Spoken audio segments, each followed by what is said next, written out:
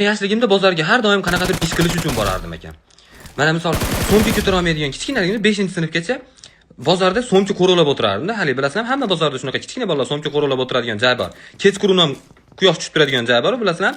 Har doim mana shunaqa kutib o'tirasiz. O'lib olishingizga 2 minut qolganda siz kutgan tarafdan emas, qarab o'tirgan tarafdan boshqa tarafdan kelasiz. Sal kattaroq bo'lib so'mga ko'tarishni boshlab qo'yganingizdan keyin borasizlar bozorga.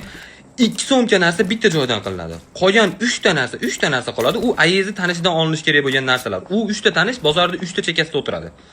Hali boshqa joydan olish gunoh u narsalarni. Hali aravaga ham yo'q, opa buncha yukni ko'tara olmaymiz deydigan yukni ko'tarib olib, mana shu bozorning ichida aylanib ekskursiya boshlanadi. Uni bozorning ichida ko'tarib aylanib yurasiz.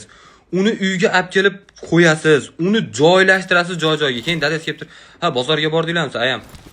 Ha, bordik. Feruzbek yordamlashdi deb qo'yadi. Yordamlashdi, tushunyapsizlarmi? Menga xalaqit berdi, devermadi ham-da.